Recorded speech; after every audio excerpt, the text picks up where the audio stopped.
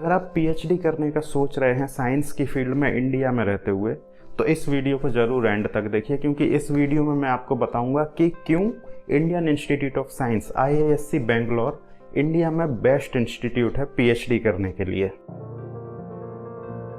तो दोस्तों, वीडियो शुरू करने से पहले एक बात आप एकदम समझ लीजिए कि अगर आपको इंडिया में IISc या फिर किसी भी टॉप IIT जैसे कि IIT Bombay, IIT Chennai, IIT Delhi या फिर IIT कानपुर, इनमें से किसी भी टॉप इंस्टीट्यूट में पीएचडी करने का मौका मिलता है, तो आप एक चीज़ के लिए बिल्कुल एश्योर हो सकते हैं कि आपकी जो पीएचडी की क्वालिटी होगी वो बहुत ही ज़्यादा अच्छी होगी। मतलब आपको पीएचडी की क्वालिटी के लिए कोई ज़्यादा टेंशन नहीं लेनी है, क्योंकि इन सब इंस्टीट्यूट की जो रेपुटेशन है बहुत अच्छी है, फैकल्टीज़ जो हैं वो वहाँ पे बहुत ही ज़्यादा अच्छे हैं और आप बहुत ही अच्छी रिसर्च करेंगे वहाँ पे।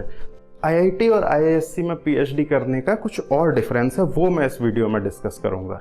तो दोस्तों, IIT और IISc में पीएचडी करने में जो डिफरेंस आता है वो आता है आपकी पीएचडी लाइफ पर। आप जो 4-5 साल as a PhD student institute में बिताते हैं, उसमें थोड़ा सा डिफरेंस होता है।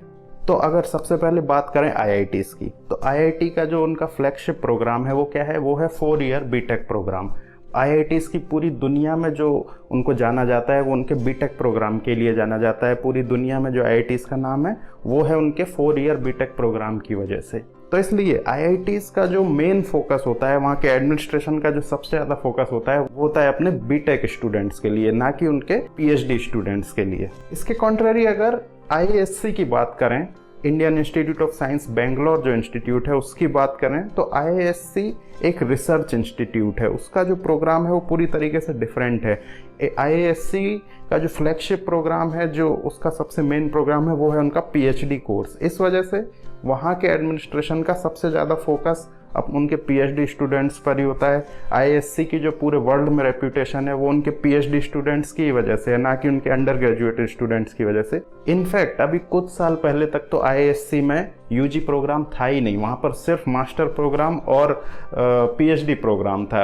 अभी कुछ साल पहले से यूजी प्रोग्राम शुरू हो गया है, उसमें भी एक लिमिटेड अमाउंट ऑफ स्टूडेंट्स ही आते हैं, इसलिए वहाँ पर अभी भी मेनली फोकस जो है वो पीएचडी स्टूडेंट्स पर ही होता है। अब क्योंकि IISc में यूजी प्रोग्राम बहुत ही लिमिटेड है, इसलिए जो वहाँ की फैकल्टीज़ हैं उनको भी अपने यूजी स्टूडेंट्स को बहुत ज़्यादा टाइम देना नहीं पड़ता है और उनको बहुत ज़्यादा कोर्स वर्क का जो प्रेशर होता है IIT या फिर जो दूसरे इंस्टीट्यूट होते हैं जहाँ पर अंडर ग्रेजुएट प्रोग्राम बहुत ही बड़ा होता है, वहाँ पर फैकल्टी को अपना काफ़ी ज़्यादा टाइम जो है यूजी प्रोग्राम को कोर्स वर्क में देना पड़ता है। लेकिन क्योंकि IISc में यूजी प्रोग्राम तो बहुत ही ज़्यादा लिमिटेड है, इसलिए जो फैकल्टीज़ हैं उनका इतना ज़्यादा टाइम अपने यूजी प्रोग्राम में नहीं जाता है, अपने कोर्स वर्क में नहीं जाता है। वो अपना मैक्सिमम से मैक्सिमम टाइम अपने रिसर्च ग्रुप को देते हैं, यानी अपने पीएचडी और मास्टर्स स्टूडेंट को ही देते हैं।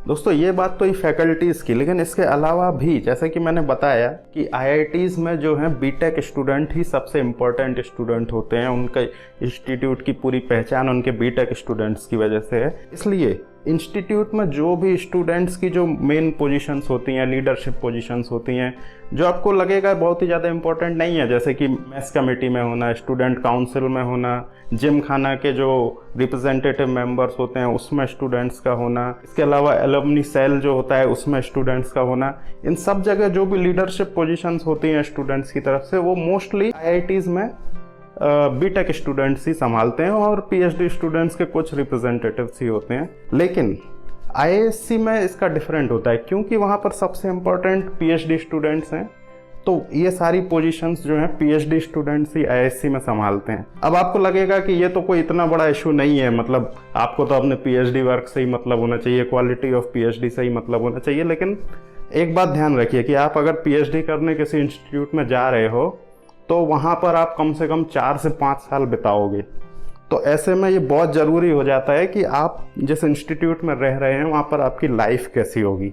तो दोस्तों, ये कुछ पॉइंट्स हैं जिनकी वजह से IISc में आपकी पीएचडी लाइफ काफ़ी ज़्यादा अच्छी बन जाती है। इसके अलावा IISc की अपनी खुद की एक रेपुटेशन तो है ही ऐसा रिसर्च इंस्टीट्यूट पूरे वर्ल्ड में, जो कि बहुत ही ज़्यादा रेप्यूटेड इंस्टीट्यूट है। तो अगर आप इंडिया में रहते हुए पीएचडी करने का सोच रहे हैं तो IISc को हमेशा अपनी टॉप प्रेफरेंस में रखिए। अगर IISc में आपको कुछ अच्छी जो आपकी पसंदीदा ब्रांच है, आपका पसंदीदा फैकल्टी या फिर पसंदीदा फील्ड में आपको पीएचडी नहीं मिलती है, तो ज़रूर आप दूसरे इंस्टीट्यूट में करिए, क्योंकि वहाँ पर आपको सेम क्वालिटी ऑफ पीएचडी वहाँ भी मिलेगी। लेकिन अगर आपको सिर्फ इंस्टीट्यूट के बेसिस पे अगर आप देख रहे हैं तो आईआईएससी को हमेशा टॉप पोजीशन पर रखिए। तो दोस्तों आई होप कि आपको मेरा ये वीडियो अच्छा लगा होगा। अगर आपको ये वीडियो अच्छा लगा है तो प्लीज़ इसको लाइक करिए, कमेंट में लिख के बताइए अगर आप और कुछ जानना चाहते हैं, और मेरे इस चैनल को सब्सक्राइब करिए। Thank you.